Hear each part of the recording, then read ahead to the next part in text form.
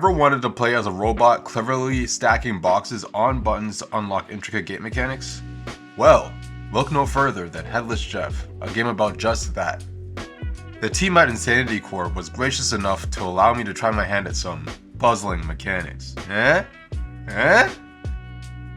In all seriousness though, working on this product allowed me to cultivate some major skills that undoubtedly will be useful as I continue to work in the game industry. Of course, the technical skills of working in an engine and the social skills of communicating with your teammates are paramount when learning to develop a video game. But there is one more skill that I thought was the most important: to go through the entirety of the level design process on a production level product. So join me as I recount my journey designing a level for this game and point out my strengths and weaknesses as I navigate the space. You'll see now on the screen the first snapshot of my process, gathering references. Now, reference is insanely essential, especially when making a video game. It's a miracle when these products get fully pushed out the door, so one thing that I've learned is that you should simplify anything that you can. No need to reinvent the wheel, so extract all the design choices that you love from other IPs and put them in there, see what sticks. As I grow, I imagine that I'll be able to bend these rules a little bit in exploration, but for now, simplicity is key. Next comes the LDD. Usually this is outlined in a Word document, but for this project, I tried something new as outlined by my seniors. I put my process into a Figma document so that any member on my team could edit and look at my document to make sure that I was staying on track and in scope. Now this worked beautifully since every member of my team had one and we could bounce notes and ideas off of each other on the fly.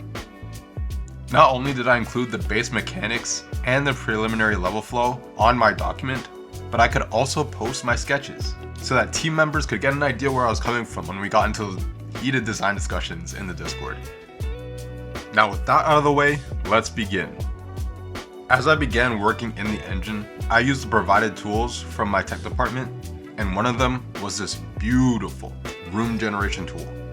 Now, while this was a great tool, as I was quickly blocking out areas in the beginning, it became a little frustrating to set up basic lighting in conjunction with the tool, as it stood in that point of time. So I defaulted back to a popular blockout tools plugin that is used in Unreal Engine by most level designers. One concept I did want to explore in my space is verticality. Oftentimes, players don't look up as they travel through spaces, so it's mechanically interesting when they have to travel in a vertical manner.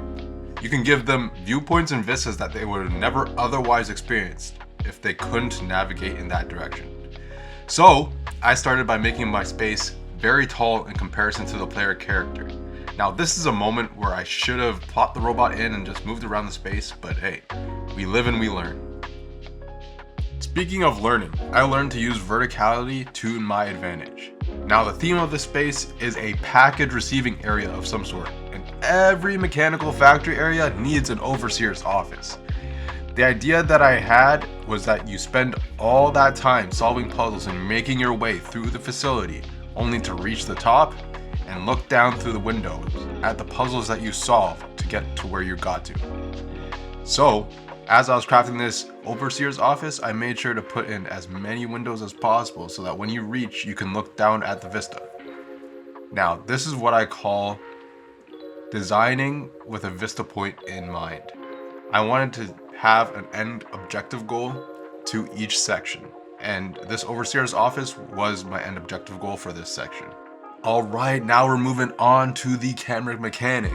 Now in Headless Jeff, we had various dynamic elements, the most common being buttons, boxes, and gates. However, one of the most interesting mechanics in the game, in my opinion, was the camera technology. Headless Jeff is about a robot that carries around his head as he can't reattach it to his neck, and he cannot see without it. Primarily, you are viewing the game through the eyes of the head, not the headless. However, with the addition of cameras, that changes the perspective temporarily, and are this game's version of a power-up. Use that new perspective to help you solve a puzzle. Quickly before I do anything else with the mechanics, I remember that we decided on my area being run down and destroyed as a team. So I decided to break off a side of the office wall to remind myself on how I should narratively approach this part of the facility as I'm going forward. Well, we got that new perspective, but we don't got the puzzle yet. So my next move is to add some doors, buttons, and gates so that we can gate to this puzzle solving. You know what? It's been a long process. Sue me for having a little bit of fun. You need to have a little bit of fun when you're making something fun, right? And speaking of fun, the first thing I want to do is divide up each area into sections or junctions. My goal is to have each of these sections contain their own mini puzzle to solve the biggest puzzle of all, getting out of this facility. And I want each of the puzzles to feel as involved as they can possibly can, meaning that I want there to be some exploration as the player solves each puzzle. Making use of the verticality again to play into exploration that I want to have. We have an office high up on the 3rd floor and the beginnings of a 1st floor that we're beginning to put together, but we have yet to make pathways in between. You'll see here that I begin to experiment with the addition of puzzle mechanics in the first area. I want the player to have to move around without the head and make use of limited sightlines.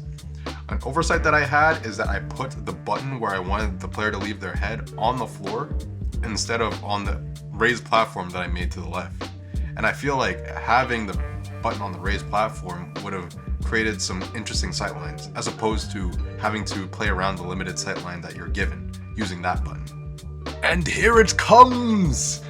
The coveted first test of the first puzzle in my level. Now at this point I was pretty nervous because I desperately wanted the hours that I spent on this to really be worth it. All we're really doing here is testing the mechanics in this area. Where will the player want to go? What will they want to see? Are they having fun?